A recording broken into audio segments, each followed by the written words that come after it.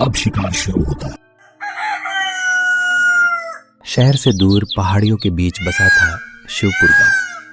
गांव के आखिरी छोर पर खड़ा था एक पुराना 2 मंजिला मकान, जिसके बारे में गांव वाले कहते थे वो घर खाली ही अच्छा लगता है।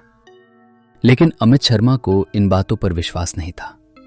नया परिवार, नया घर। अमित अपनी पत्नी पूजा, 10 साल की बेटी रिया और 6 साल के बेटे आदित्य के साथ शहर छोड़कर इस गांव में रहने आया था। मकान बहुत सस्ता मिला। गांव के दलाल ने बस इतना कहा, साहब पहले लोग ज्यादा टिक नहीं पाए। अमित हंस पड़ा।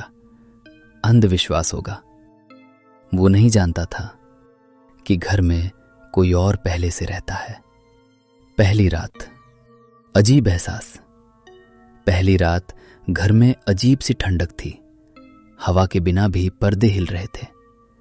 रिया ने डरते हुए कहा, पापा कोई ऊपर चल रहा है क्या? अमित ने जवाब दिया, पुराना घर है बेटा, आवाजें आती हैं। लेकिन उसी रात छत से किसी के घसीटने की आवाज आई। छर छर। पूजा की नींद खुल गई।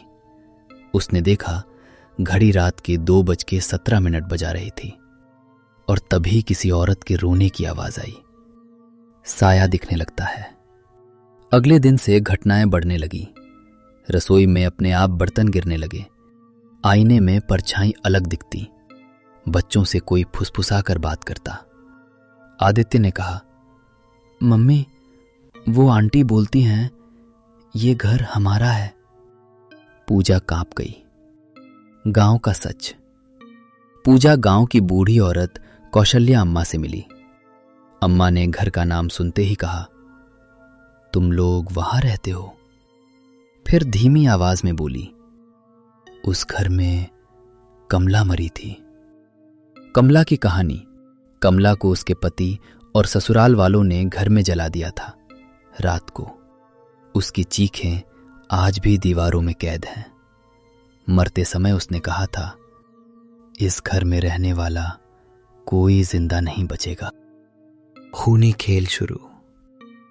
उसी रात बिजली चली गई। अंधेरे में सीढ़ियों से किसी के उतरने की आवाज आई। धप धप।